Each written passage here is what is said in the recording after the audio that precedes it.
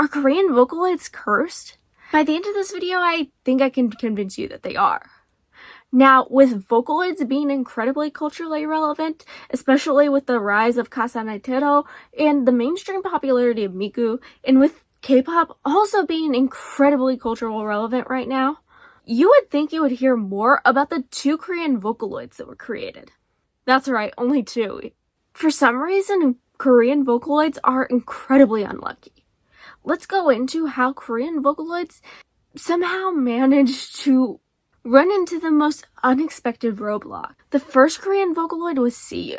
She's actually one of my favorite vocaloids of all time, among my top 3. She was released in 2011, right before the big K-pop boom of Big Bang, Psy, and 21.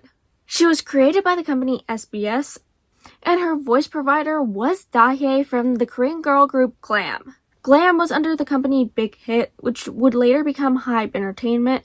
If you're a K-pop fan, you probably recognize this name because they're behind groups like BTS, NewJeans, and ILLIT. In fact, SeeU actually predates BTS. Glam does too. When SeeU was introduced, she was heavily marketed. There was a demo song created for her called I Fantasy that was produced by Hitman Bang, who also produced several of BTS's songs, G-Friend's songs, and a bunch of other artists under Hype.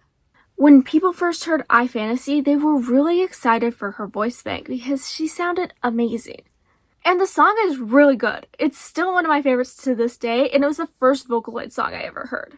However, the first controversy to hit SeeU was the fact that the song did not actually fully use her voice bank.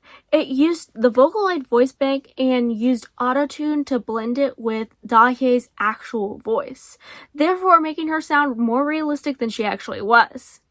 Her real voice bank, I think personally, is really good sounding. However, she never had the clarity that like Mako, for example, had on day 1.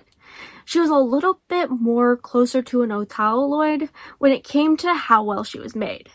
Some people also accused her design of being a little too similar to an vocaloid named Luna. However, I feel like this might just be coincidence. Now, Glam was already not without their controversies. They originally debuted as a 5-member group. However, member Trinity ended up leaving after a controversy that she was stalking a member of the boy group Super Junior. If that doesn't get crazy enough, something actually ends up happening with Dahae, the voice provider for SeeU. SeeU for a time had it all. She was performing on television as a live hologram, and it was really cool. She was even performing with her group, and members of BTS were her backup dancers, which is crazy to think about. But it all came crumbling down due to the mistakes of her voice provider. As her voice provider, Dahae, got arrested for blackmail. And if the story didn't already have enough familiar faces in it, the person she was blackmailing was a famous actor named Lee Byung-hun. And if you recognize that name, you probably recognize it from Squid Game because he plays the frontman. That's right, not only are BTS involved in this, but a literal main character in Squid Game is too. And considering that Lee Byung-hun is a huge actor in Korea, this controversy blew up. For a while, you could not escape it. And because of this controversy being tied to the person who voiced SeeU, there was no possible way that they could still keep marketing her in Korea and think that it would be without its issues. But what's really sad about this is everybody who worked on SeeU was devastated. They were really attached to this character, and they didn't want to let her go. However, you cannot legally attain SeeU's voice anymore. Another thing that's sad about SeeU is that she never really got the credit that she deserved. She's actually behind one of the most popular songs on the internet, but you never know because the version that went viral is a cover. You've probably heard this song Hide and Seek, covered by Liz Robinette. It's super huge on YouTube Shorts, and it's had a ton of different animations done with it. The original song was produced by a Korean producer named Hong-gi. I think I'm pronouncing that right. And it featured SeeU in it. Now, I think Liz Robinette did a pretty good English version of the song, and I definitely did listen to both growing up. However, I've always preferred SeeU's version because her voice is a bit raspy and feels more like an entity stalking you and going to take you down. With The original animation featuring a blonde girl being possessed and chasing somebody down to share this like curse with them is a really cool concept, and I wish more people knew about the original Korean version because I do think a lot of people would find it more unsettling. Other than I Fantasy, there was also 2 other songs that she was featured in from the same series called I Delusion and I Nightmare. I Nightmare kind of has the same vibe as Hide and Seek, and if you like that song, I recommend checking it out. Although SeeU was really beloved in the Vocaloid community and everybody was hurt that they had to let her go, eventually they had to move on. And in 2017, they ended up finally creating another Korean Vocaloid. This time, they did not release the name of the voice provider, and they inspired her design slightly on SeeU to honor her. This Korean Vocaloid is basically SeeU's little sister, Uni. Her name means universe because she's the universal Vocaloid, and she has a really powerful voice bank. There have been some really amazing K-pop covers done with her. My favorite personally is her cover of Siren by Sunmi. And as a K-pop fan, it's really cool to see another Korean voice bank being able to be used again. However, for some reason, she ended up being kind of forgotten about. She was never too popular, but she did have people who used her regularly. However, they stopped making voice banks for her for a little bit. That was until another company bought her and SeeU together. This was a breath of fresh air into the community of Korean Vocaloids, as both of them were slowly being forgotten.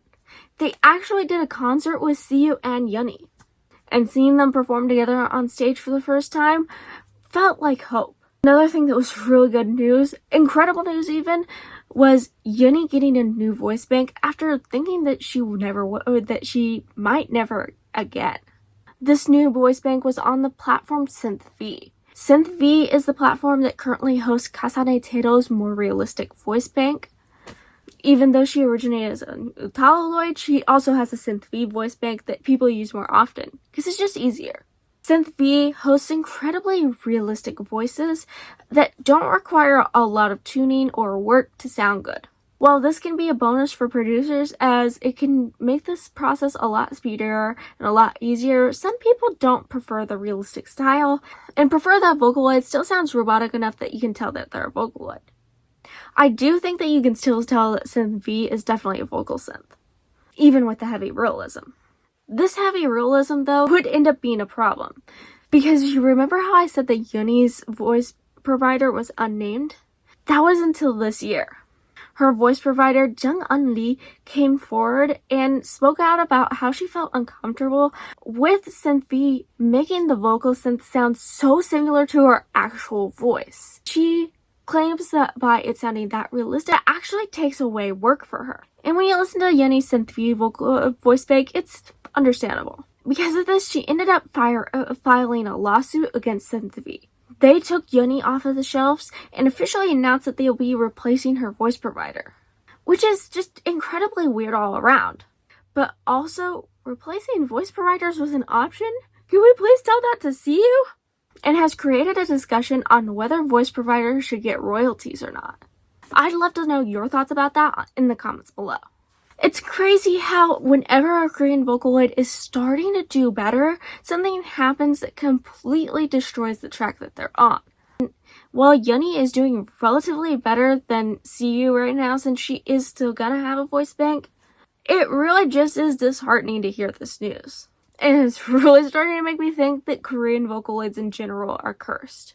Which sucks because I really want to hear more Korean and synth songs. In the music style being somewhat similar to some Vocaloid songs, having more popular Korean Vocaloids could open up a door for a lot of new Vocaloid fans. But that's just my opinion, and I'd love to know yours in the comments below. If you like this video and you want to see more videos like this video, then make sure to like this video and comment below that you like this video. I'll see you guys in the next video. Bye everybody!